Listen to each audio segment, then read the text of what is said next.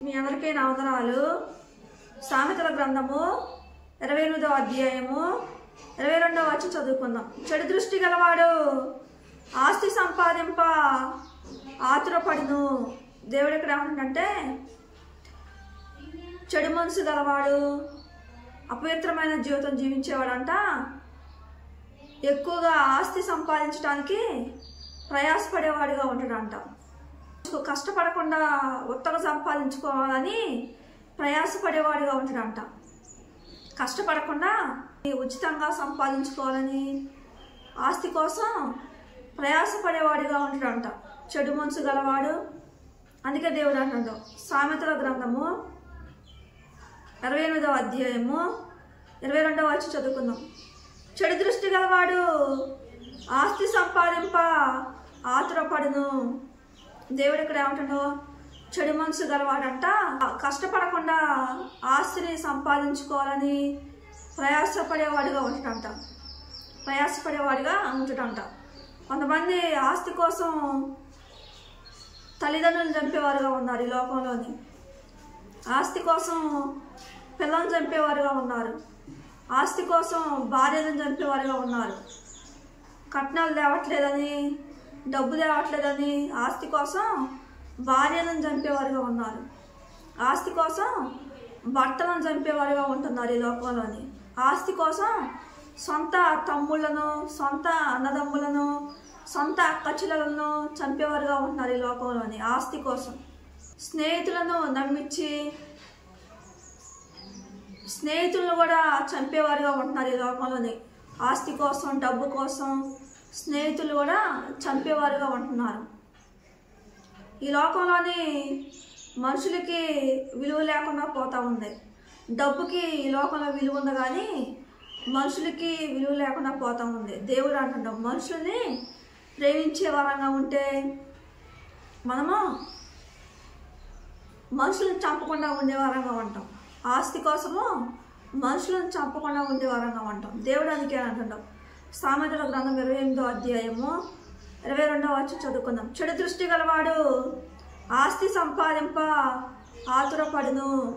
దేవుడు ఎక్కడ ఏమంటుంది, చెడు మనసు కలిగి ఉంటేనే ఆస్తి కోసం భార్యను కానీ, భర్తను కానీ, పిల్లలను కానీ, తల్లిదండ్రులను కానీ, అన్నదమ్ములను కానీ, అక్కచెల్లెలను కానీ, బంధువులు కానీ, స్నేహితులు కానీ, ఫ్రెండ్స్లు కానీ ఆస్తి కోసం, డబ్బు కోసం వారిని చంపగలుగుతాం చెడు మనసు ఉంటే. అందుకే దేవుడు అంటే, చెడు దృష్టి గలవాడు ఆస్తి సంపాదింప ఆతురపడును అంటాడు దేవుడు. చెడు మనసు ఉంటే డబ్బు కోసం ఎవరినైనా చంపగలుగుతాం అంటాడు దేవుడు. దేవుడు అంటాడు, ఈ లోకంలోని మనిషి ప్రాణాలు పోతే తిరిగి తెచ్చుకోలేము అంటాడు దేవుడు.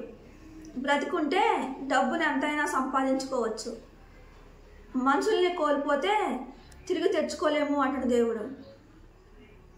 ఇంట్లో డబ్బు కోసం భార్యను చంపినా కానీ, భర్తలు చంపినా కానీ, పిల్లలను చంపినా కానీ, ఆస్తి కోసం, డబ్బు కోసం తల్లిదండ్రులను చంపినా కానీ, అన్నదమ్ముల్ని అక్కచెల్లెలను చంపినా కానీ, భార్య భర్తలను చంపినా కానీ, ఫ్రెండ్స్ని చంపినా కానీ, ఆస్తి కోసం, డబ్బు కోసం తిరిగి వారి ప్రాణాలు తెచ్చుకోలేము అంటాడు దేవుడు. వారిని కోల్పోయే వారంగా ఉంటాం అంటాడు దేవుడు.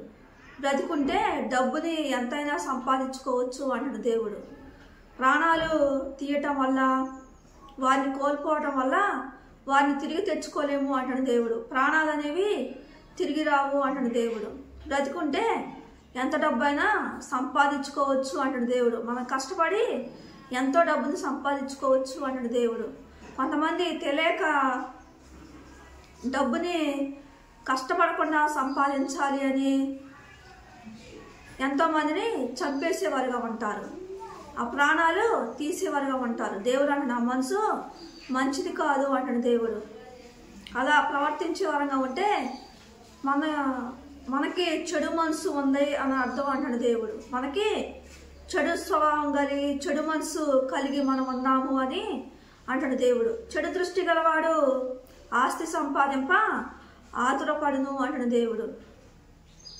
మన సొంత భార్యను కోల్పోయినా కానీ, భర్తను కోల్పోయినా కానీ, పిల్లలను కోల్పోయినా కానీ, తల్లిదండ్రులను కోల్పోయినా కానీ, అన్నదమ్ముల్ని అక్కచెల్లెలను కోల్పోయినా కానీ, ఫ్రెండ్స్ని కోల్పోయినా కానీ, వారి ప్రాణాలు తిరిగి తెచ్చుకోలేము అంటాడు దేవుడు.